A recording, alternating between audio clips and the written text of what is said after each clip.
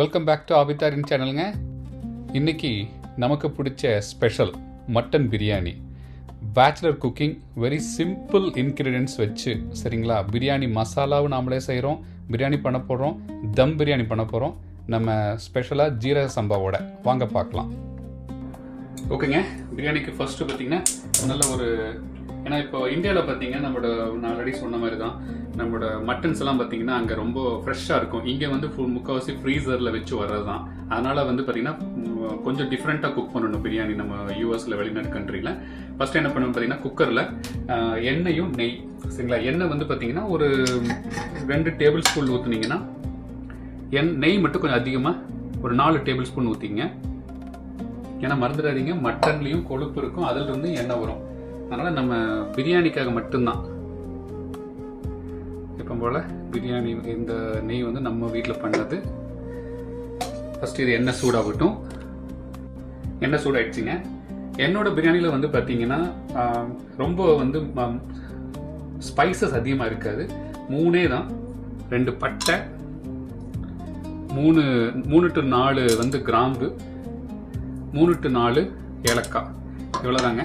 இது மட்டும்தான் என்னோட இதில். இந்த அன்னாச்சி பூ, அது பிரியாணி இலை, அது எல்லாமே எதுவுமே நான் போட மாட்டேன். ஏன்னா இது நீங்கள் சிம்பிளாக பண்ணி பாருங்க, உங்களுக்கே தெரியும். அப்புறம் காரத்துக்கு தகுந்த மாதிரி பச்சை மிளகா கட் பண்ண வேண்டாம், கட் பண்ணாமல் முழுசாக ஒரு 3 பச்சை மிளகா, 3 to 4 பச்சை மிளகா. எனக்கு காரம் வேண்டாதனால நான் வெறும் 3 பச்சை மிளகா போட்டிருக்கேன். சரி, அது வந்து அப்படி கொஞ்சம் ஃப்ரை ஆகட்டும். ஓகேங்க, நல்லா இதாகிடுச்சு, பார்த்தீங்கன்னாலே தெரியும் ஃப்ரை ஆகிடுச்சு. இது கூட நல்ல ஸ்லைஸ் சைஸாக வெங்காயம், சரிங்களா? நீல நீளமாக கட் பண்ணணும் பிரியாணிக்கு. எங்கேயாவது இந்த மசாலா போடுற மாதிரிலாம் பண்ணிட வேண்டாம். நீளமாக 4 வெங்காயம், 4 பெரிய வெங்காயத்தை, அதாவது ரெட் வெங்காயத்தை நான் கட் பண்ணி போட்டிருக்கேன். இப்போ நீங்கள் உங்களோட வெங்காய சைஸ் வந்து கொஞ்சம் பெருசாக இருந்ததுன்னா 2 வெங்காயம் போட்டால் போதும். இது வந்து பார்த்தீங்கன்னா மீடியமான சைஸு, அதனால் 4 போட்டிருக்கேன், சரிங்களா? இது இந்த நெய்யிலே வந்து ஃப்ரை ஆகட்டும். பாருங்க, இன்னி ஃப்ரை ஆகணும். பிரியாணியில் வந்து இந்த வெங்காயம், அப்புறம் போடுற மசாலா, இதெல்லாம் தான் ரொம்ப ரொம்ப இம்பார்ட்டன்ட். அது எப்படி நீங்கள் வந்து எவ்வளோக்கெவ்வளோ நீங்கள் பொறுமையாக உங்களால் பண்ண முடியுதோ அவ்வளோக்கெவ்வளோ பிரியாணி டேஸ்ட்டில் வரும். இந்த டைமில் கூட போட்டு நீங்கள் எல்லாம் மிக்ஸ் பண்ணி கூட விசில் விட்டுடலாம். பட் நீங்கள் பிரியாணி ரொம்ப டேஸ்ட்டாக சாப்பிட்ணுன்னு ஆசைப்பட்டீங்கன்னா இந்த வெங்காயம் வந்து இன்னைக்கு கொஞ்சம் எண்ணெயில் ஃப்ரை ஆகட்டும். ஓகேங்க, நல்லா ஃப்ரை ஆகிடுச்சு.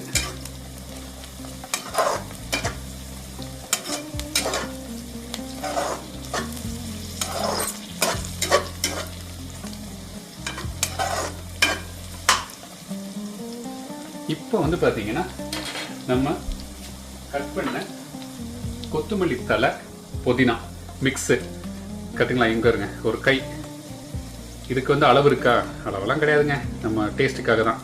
ஸோ அதை கட் பண்ணி நல்லா சின்னதாக கட் பண்ணியிருக்கேன். அதை வந்து இதோட மிக்ஸ் பண்ணுங்க.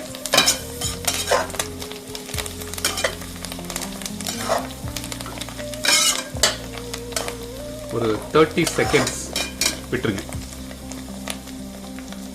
இப்போ மட்டனை நல்லா க்ளீன் பண்ணி வச்சுருக்கேங்க. நல்லா கட் பண்ணி சின்ன சின்னதாக, அதை நம்ம இதுக்காக தேவைக்கு அது போட்டுடலாம்.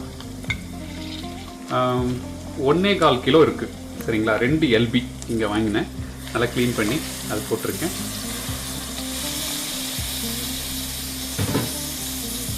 இது ஒரு மிக்ஸ் பண்ணி விட்டுடலாம். மறந்துடாதீங்க, அடுப்பு வந்து மீடியமில் இருந்தால் போதும், ரொம்ப ஹையில் வைக்க வேண்டாம்.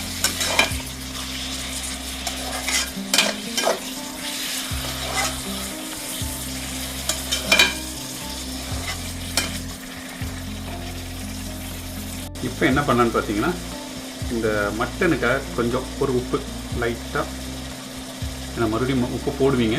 ஃபஸ்ட்டு இப்போத்துக்கு லைட்டாக அந்த மட்டன் வேக வைக்கும்போது அந்த டேஸ்ட்டு, அரோமா இதெல்லாம் ஏறுறதுக்காக அதை ஒரு இது போட்டுடலாம். சரிங்க, இப்போ என்ன பண்ணேன்னா மட்டன் கொஞ்ச நேரம் வேகட்டும். அப்படியே பார்த்தீங்கன்னா இந்த மாதிரி மட்டன் வந்து அப்படி வேறு கலரில், ஒரு ப்ரௌனிஷ் கலரில் மாற ஆரம்பிக்கும் மட்டன், சரிங்களா? அடுப்பு வந்து சிம்மில் தான் இருக்குது. இப்போ நம்ம என்ன பண்ணலான்னு பார்த்தீங்கன்னா பிரியாணி மசாலா பண்ண போகிறேன். பிரியாணி மசாலா பவுடர் எதுவுமே நான் போட போகிறது இல்லைங்க. நான் வீட்டில் உங்களுக்கு எப்படின்னு செஞ்சு காமிக்க போகிறேங்க, பாருங்கள். ஓகேங்க, பிரியாணி மசாலாவுக்கு ஒரு மிக்ஸி ஜார் எடுத்துங்க. அதில் வந்து பார்த்தீங்கன்னா 2 சின்ன சின்ன பட்டை இந்த அளவுக்கு, 3லிருந்து 4 கிராம்பு. சரிங்களா? இதோட இஞ்சி பூண்டு பேஸ்ட்டு 2 ஸ்பூன். ஏன்னா நான் வந்து பார்த்தீங்கன்னா 3 கப்பு பிரியாணி எடுத்திருக்கேன், அதுக்காக 3 கப் அரிசி பண்ண போகிறேன். அதனால் 2 இது வந்து இஞ்சி பூண்டு பேஸ்ட்டு 2 ஸ்பூன்.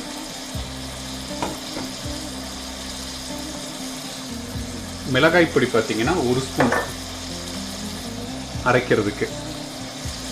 காரம் வேணுங்கிறவங்க 1.5 ஸ்பூன் ஆட் பண்ணிக்கோங்க. நீங்கள் எவ்வளோ ஸ்பூன் ஆட் பண்ணுறீங்களோ அந்த 2 அளவுக்கு வந்து பார்த்தீங்கன்னா கொத்தமல்லி பொடி எடுத்துக்கங்க. இப்போ நான் வந்து 1 ஸ்பூன் எடுத்தனால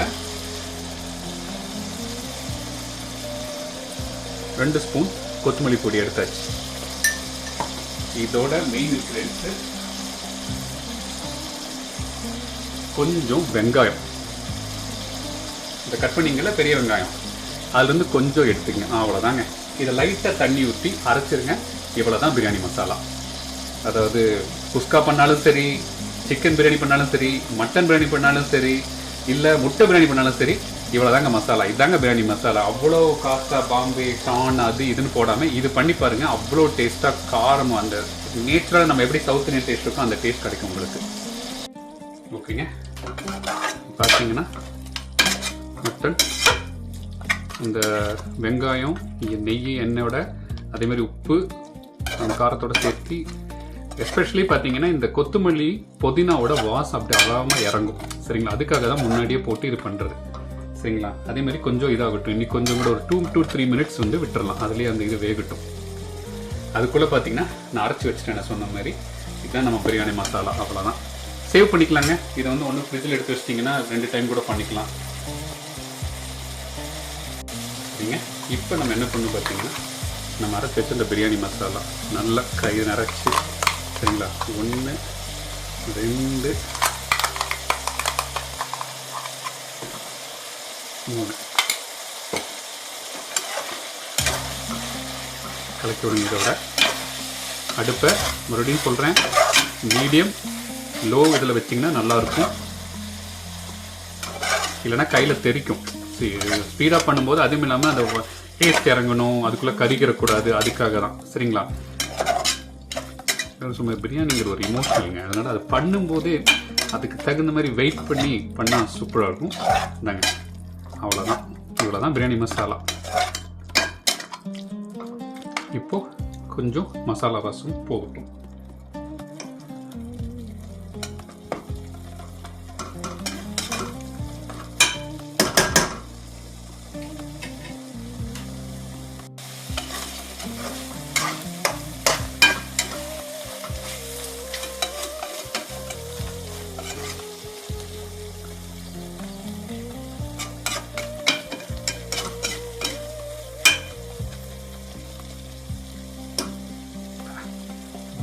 சூப்பராக இருக்குங்க. எங்களுக்கு பொறுமையாக இருக்குமே. சரி, ஓகே.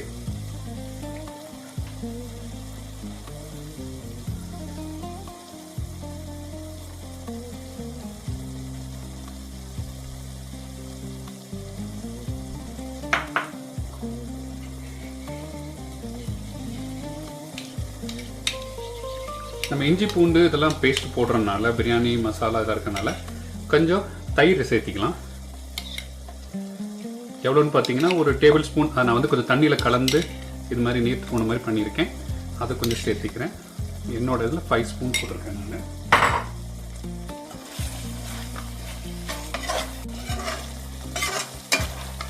ஓகேங்க. இப்போ ஒரு தக்காளி, ஒரு நாட்டு தக்காளி, நல்ல பழுத்த தக்காளியை போட்டுருங்க. தக்காளி அதிகமாக போட்டுறாதீங்க, தக்காளி பிரியாணி ஆயிரும். தயவு செய்து வந்து தக்காளி மட்டும் நோட் பண்ணி போடுங்க. ஏன்னா ஒரு டைமில் வந்து பிரியாணி ஏன்டா ஒரு டேஸ்ட்டாக இல்லை அப்படின்னு பார்த்தீங்கன்னா தக்காளி அதிகமாக போட்டுருவாங்க. தக்காளி வந்து பார்த்தீங்கன்னா ஜஸ்ட் ஒரு தக்காளி. நான் இப்போ வந்து பார்த்தீங்கன்னா 3 கப்பு அரிசி எடுத்துருக்கிறேன். ஸோ அந்த 3 கப்புக்கு ஒரு தக்காளி போட்டால் போதும். தக்காளி அதிகமாக போட வேண்டாம். சரிங்களா? அது லைட்டான ஒரு புளிப்புக்காக மட்டும்தான் அந்த தக்காளி. சரி, இப்போது தக்காளி வந்து நல்லா வேகட்டும் இதோட பிரியாணியோட, சரி, மட்டனோட. ஓகேங்க, இப்போ வந்து ரெடி ஆகிடுச்சு. இப்போ என்ன பண்ணணும்னு பார்த்தீங்கன்னா, இப்போ விசில் விடணும். ஏன்னா நான் சொல்லியிருக்கேன் பார்த்தீங்கன்னா, நம்ம ஊராக இருந்தால் வெள்ளாட்டுக்கறி வந்து ரொம்ப ஃப்ரெஷ்ஷாக இருக்கும். ஒரு 2-3 விசில்லேயே இதாயிரும். இதில் பார்த்தீங்கன்னா 15லேருந்து 20 விசில் விடணும். மட்டன் அப்போ தான் வந்து அந்த அளவுக்கு வந்து டெண்டராக கிடைக்கும். சரிங்களா? இப்போ அதனால் என்ன பண்ண போகிறோம்னு பார்த்தீங்கன்னா, இப்போது தேவையான அளவுக்கு தண்ணி ஊற்றி விசில் விட போகிறோம். அந்த தண்ணி அளவு வச்சுக்கங்க. அப்போ தான் வந்து அந்த தம் போடும்போது கரெக்டாக இருக்கும். நான் வந்து பார்த்தீங்கன்னா ஜீரா சம்பா எடுத்திருக்கிறேன். பாஸ்மதி ரைஸ் இல்லை, ஜீரா சம்பா. பார்த்தீங்கன்னா நம்மளோட பிரியாணி இருக்குங்களா, ஜீரா சம்பா பிரியாணி ரைஸ் எடுத்திருக்கேன். 3 கப்பு போட்டிருக்கேன். பேசிக்லி 1 கப்புக்கு 1.5 டம்ளர் தண்ணி ஊற்றணும். எந்த கப்பில் எடுக்கிறீங்களோ அதோட 1.5 கப்பு தண்ணி ஊற்றணும். இப்போ இந்த கப்பு நான் இந்த இதை எடுத்திருக்கேன். இது வந்து 1 கப்பு என்னோடதுல. இதில் தண்ணி ஊற்றிடலாம். 1, அந்த மிக்ஸி அரைச்சி வச்சிருந்தோம் பார்த்தீங்களா, அதை கலந்து அதுலேருந்து தண்ணி 2,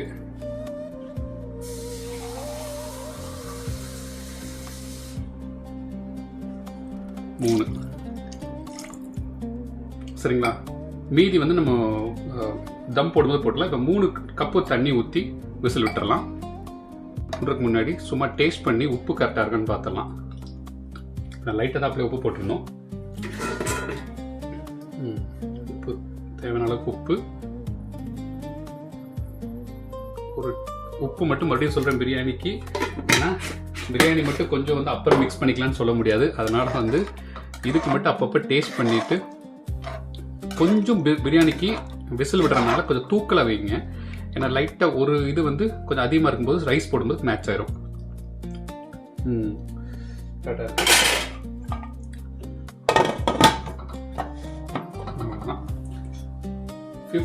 15-20 விசில் விட்டுறலாங்க. அப்போதான் நல்லா இருக்கும்.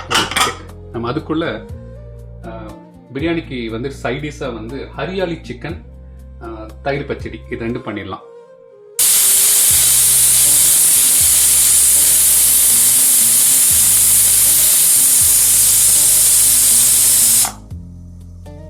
ஹரியாலி சிக்கனுக்கு வந்து பார்த்தீங்கன்னா சிக்கன் இந்த மாதிரி சின்ன சின்ன கியூபாக கட் பண்ணி க்ளீன் பண்ணி மஞ்சளில் க்ளீன் பண்ணி போட்டிருக்கேன். கொத்தமல்லி தலை, புதினா ஒவ்வொரு பஞ்சு, 1 டேபிள் ஸ்பூன் வந்து இஞ்சி பூண்டு பேஸ்ட்டு, 4லேருந்து 5 பச்சை மிளகா, தயிர், இவ்வளோதாங்க. ஃபஸ்ட்டு இது 4ஐயும் வச்சு கிரைண்ட் பண்ணிடணும். அதாவது இஞ்சி பூண்டு, பச்சை மிளகா, புதினா தலை, கொத்தமல்லி தலை, இது 4ஐயும் வந்து நம்ம கிரைண்ட் பண்ணி உப்பு போட்டு கிரைண்ட் பண்ணிடலாம். அரைச்சிடணும். ஓகேங்க, அரைச்சாச்சு. இப்போ இந்த தயிரில் ஃபஸ்ட்டு இந்த சிக்கனை போட்டுடலாம்.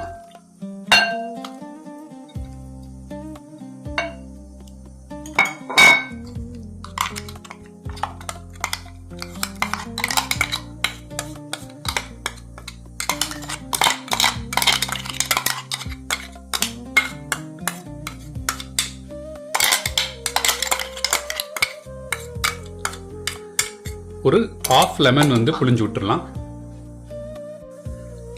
½ லெமன்.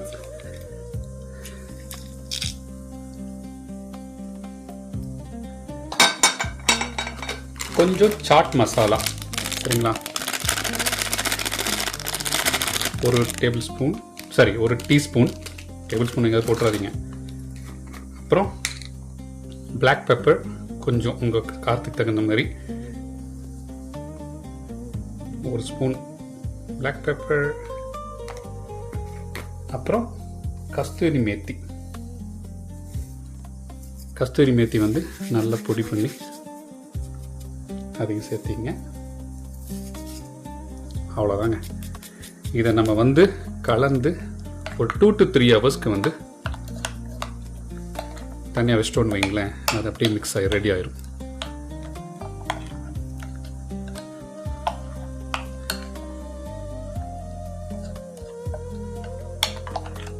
மேரினேட் ஆகட்டும். 3 மணி நேரத்துக்கு அப்புறம் பார்த்தீங்கன்னா இதை எடுத்து ஸ்கூரில் போட்டு ஒரு ஏர் ஃப்ரையில் வந்து 360 டிகிரி ஃபாரன்ஹீட் ஃபார் 15 மினிட்ஸ். இவ்வளோதாங்க, சூப்பராக ரெடி ஆகிடும். ஓகேங்க. வெங்காய பச்சடிக்கு வெங்காயம், இந்த வெங்காயத்தை நான் என்ன பண்ணியிருக்கேன்னு பார்த்தீங்கன்னா இந்த ரெட் வெங்காயம் தான் எங்கிட்ட இருந்தது.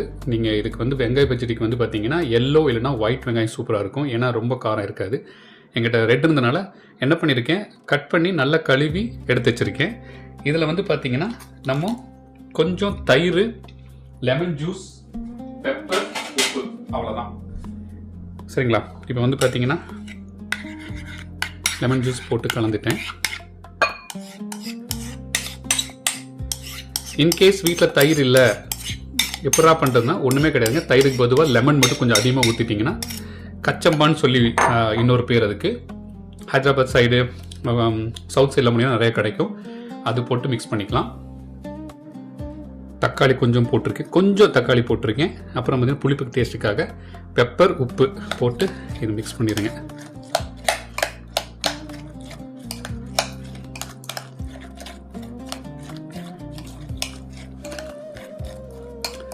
தண்ணி ஊற்றுங்க, தண்ணி ஊற்றிக்கலாம். சரிங்களா, அதனால் ஒன்றும் பிரச்சனைலாம் கிடையாது.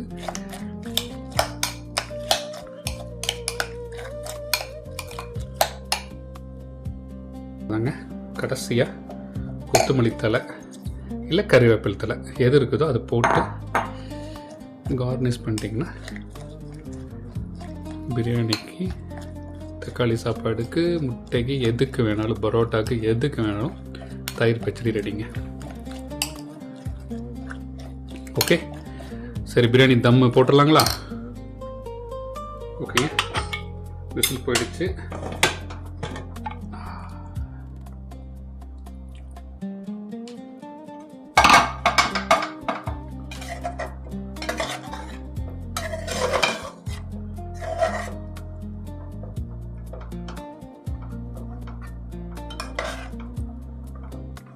பாருங்க எவ்வளோ சூப்பராக வெந்துருச்சுன்னு. மட்டன் பாருங்க எவ்வளோ டெண்டர் அப்படி வெந்துருச்சு பாருங்க. ஓகேங்க, இப்போ இப்படி தம் போட்டுடலாம். ஓகேங்க, இந்த இரும்பு கடாய், இந்த இரும்பு கல் வந்து நான் இந்தியாவிலேருந்து வரும்போதே வாங்கிட்டு வந்துட்டேன். இது இரும்பு நல்லா சொன்னீங்கன்னா திரு பிரியாணிக்கு தம் போடுறதுன்னு சொன்னாங்களே செஞ்சு கொடுத்துருவாங்க. ஸோ அதை வச்சு இதுவும் வந்து இந்தியாவிலேருந்து தூக்கிட்டு வந்துட்டேன் பிரியாணி போடுறதுக்குன்னே. சரிங்களா, இப்போ வந்து அடுப்பு லைட்டாக, அதாவது ரொம்ப சூடு இல்லாமல் வச்சுருக்கேன். இந்த சூட், அதாவது மிதமான சூட்டில் பிரியாணி பண்ணால் தாங்க அடி பிடிக்காது, இல்லைன்னா அடி பிடிச்சிரும். சரிங்களா, அதுக்காக தான் இப்போ நம்ம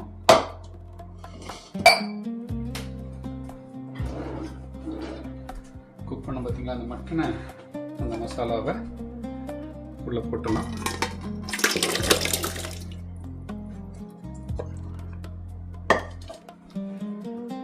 உங்களுக்கு தெரியும் ஆல்ரெடி 3 டம்ளர் தண்ணி ஊற்றிருந்தேன். இப்போ ஆல்ரெடி 1 டம்ளருக்கான விசில் எப்பவுமே போயிருக்கும். அப்படி தான் கான்செப்ட். 15 விசில் விட்டிங்கன்னா 1 டம்ளரோட இது போகும், அரை டம்ளரோட விசில் போயிருக்கும். அப்போ அதுக்கு தகுந்த மாதிரி அளந்து நம்ம இப்போ வந்து பார்த்தீங்கன்னா 3 டம்ளர் அரிசி போட்டிருக்கேன். ஸோ 3 டம்ளர் கொண்டறேன்னு பார்த்தீங்கன்னா 4 டம்ளர் தண்ணி ஊற்றணும். ஆல்ரெடி 3 டம்ளர் ஊற்றி 1/2 டம்ளர் போயிருக்குன்னு சொன்னேன். ஸோ நம்ம வந்து மீதி இருக்கிற தண்ணி ஊற்றிடலாம்.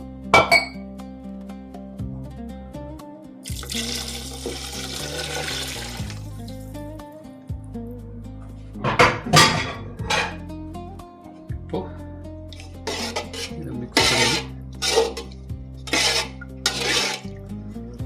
ஒரு கொதி வரட்டும். வந்ததுக்கப்புறம் அரிசியை வந்து பார்த்தீங்கன்னா ஆல்ரெடி நான் வந்து ஒரு 45 மினிட்ஸ் to 1 ஹவருக்கு முன்னாடி ஊற வச்சிட்டேன். சரிங்களா, பாஸ்மதி ஜீரக சாம்பார் ரைஸ் கழுவி ஊற வச்சிருக்கேன். அது நல்லா வடிகட்டி உள்ளே போட்டு தம் போட்டால் வேலை முடிஞ்சிச்சு. கொதி வர ஆரம்பிச்சிருச்சு. இப்போ நல்லா தண்ணி வடிச்சு வச்சிருக்கிறேன், அதை போட்டுடலாம். 3 கப்புங்க, 3 பெரிய, அதாவது 1 கப் இருக்கும்ல, அதை போட்டு அளந்து போட்டிருக்கேன். எனக்கு படியிலலாம் தெரியல, கப்பு தான்.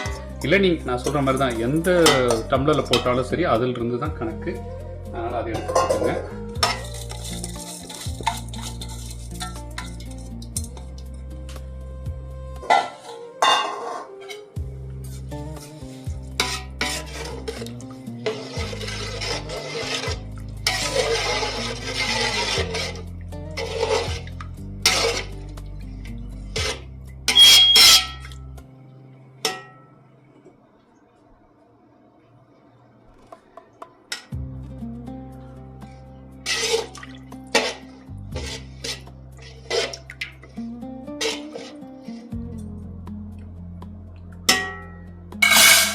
இந்த டைமில் பார்த்தீங்கன்னா 1/2 லெமன்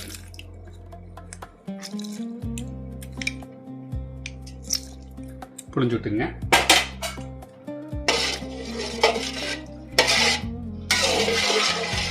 அவ்வளோதான், சரிங்களா? இப்போ கொதி கொஞ்சம் வரட்டும். ஓகே, இப்போ லைட்டாக கொதி வருது, மூடி வச்சிடலாம். மறந்துடாதீங்க, ஹையில் வைக்காதீங்க, மீடியமில் வைங்க. வச்சு தம் போகாமல் இருக்கிறதுக்கு ஒரு வெயிட்டான ஒரு இது மேலே வச்சிடலாம். ஏன் அலர் அடிக்குதுன்னு பார்க்குறீங்களா? ஏன்னா நம்ம வந்து பார்த்தீங்கன்னா இந்த கடாய் வந்து சூடாகிறதுனால அந்த வாசத்துக்கு இங்கே வந்து அந்த ஏதோ ஃபயர் அலாரம் அடிக்க ஆரம்பிக்குது, அவ்வளோதான், வேற ஒன்றும் இல்லை. ஆனால் அது கரெக்டாக ஒரு 2 செகண்டுக்குள்ளே அதை ஆஃப் பண்ணிடணும், இல்லைன்னா ஃபயர் சர்வீஸ் வந்துடும் இந்த அமெரிக்காவில். சரிங்களா? அவ்வளோதான், மூடி இருக்கேன். இப்போ 15 மினிட்ஸ்க்கு ஓப்பனே பண்ணாதீங்க. 15 மினிட்ஸ்க்கு இது வேகட்டும். நான் மீடியம் சூட்டில் வச்சிருக்கேன், மீடியம் ஃப்ளேமில் வச்சிருக்கேன். சரிங்களா? ஓகேங்க, 15 மினிட்ஸ் ஆயிடுச்சு. எடுத்து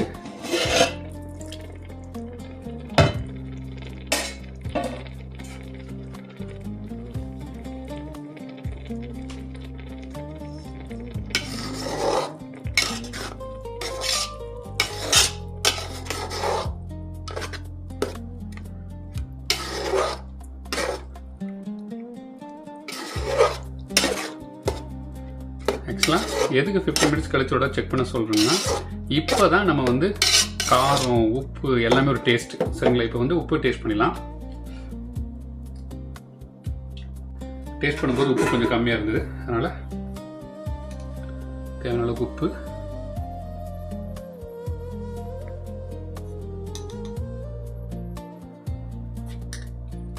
ஏன்னா அரிசி ஆல்ரெடி பாதி வெந்துருச்சு பார்த்தீங்களா? இப்போ நீங்கள் வந்து டேஸ்ட் பண்ணும்போது உங்களுக்கு இது கிடைக்கும்.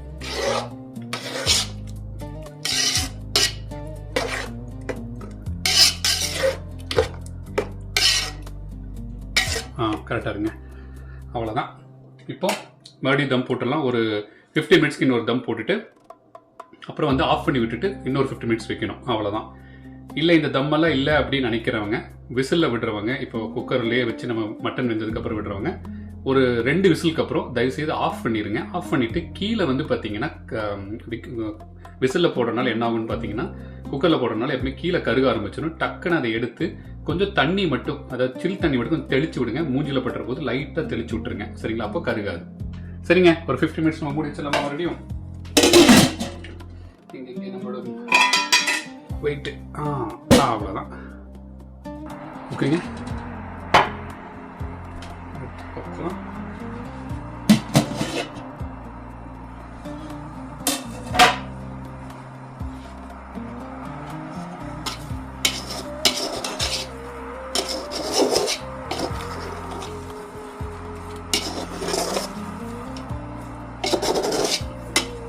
மினிட்ஸில் தம் விட்டு வந்தீங்களேன் ஆஃப் ஆயிரும். அவ்வளோதான். ஏன்னா ஒரு பார்த்தீங்கன்னா தெரியும்.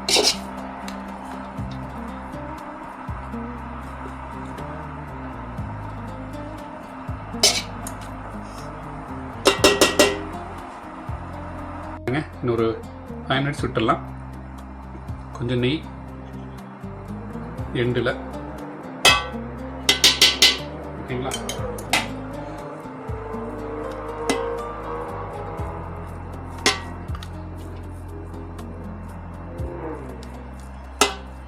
ஓகே, ஒரு 5 மினிட்ஸ் அடுப்பு ஆஃப் பண்ணிடலாம். இந்த கல்லுலேயே வந்துட்டு உங்களுக்கு அந்த சூடு இருக்கும், அதுலேயே ஆகட்டும். ஒரு 5 மினிட்ஸ் வச்சுட்டா பிரியாணி ரெடி. ஓகேங்க, 5 மினிட்ஸ் ஆகிடுச்சு. அடுப்பு ஆஃப் பண்ணியாச்சு.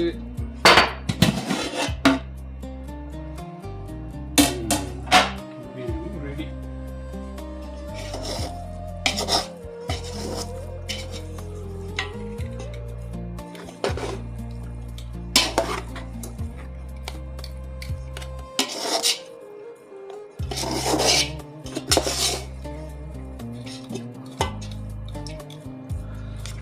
ஓகேங்க, பிரியாணி ரெடி. சாப்பிடலாங்களா?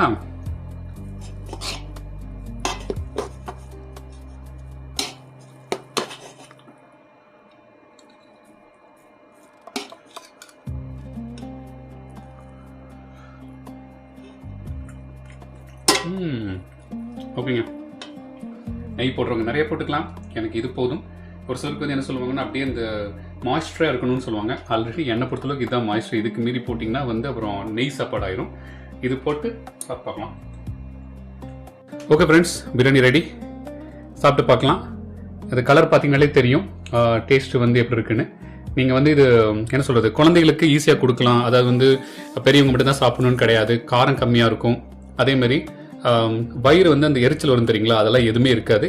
இதே இன்க்ரீடியன்ஸ், சிம்பிள் இன்க்ரீடியன்ஸு போட்டு சாப்பிட்டு பாருங்கள், சூப்பராக இருக்கும். எச்ச ஊறுதுங்க, நம்ம ஃபஸ்ட்டு சாப்பிடலாமா?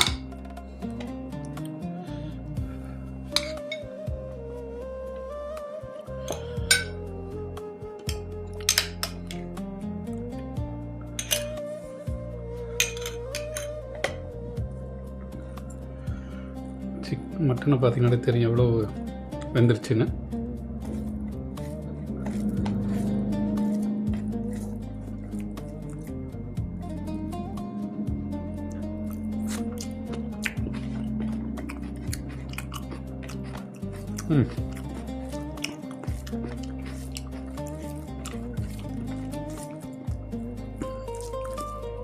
ஸ்பூனில் சாப்பிட்டு காமிக்கலாம், ஆனால் ஸ்பூன்லாம் சாப்பிடக்கூடாதுங்க. பிரியாணினாலே ஒரு இமோஷனல், அதுக்கு வந்து இப்படி சாப்பிடலாம். சரிங்க, ஃப்ரெண்ட்ஸ்களுக்கு ஃபார்வர்ட் பண்ணுங்கள், நீங்களும் ட்ரை பண்ணுங்கள். உங்களோட டிப்ஸ் எதாவது இருந்தால் கமெண்ட்ஸ் ஆட் பண்ணுங்கள். என்னோட டிப்ஸ் ஆல்ரெடி சொல்லிட்டேன். ரொம்ப இன்கேஸ் நீங்கள் ஃபஸ்ட் டைம் இஞ்சி பூண்டு பேஸ்ட் ஃபஸ்ட் டைம் பண்ண போகிறீங்க, உங்களோட சாப்பிட்டதுக்கப்புறம் வயிறு எரியுதுன்னா தேங்காய் பால் சாப்பிட்டுங்க, அதுக்கப்புறம் இஞ்சி பூண்டு பேஸ்ட் மட்டும் கம்மி பண்ணிங்க. ஓகேங்க, பாபாய்ங்க, டேக் கேர்.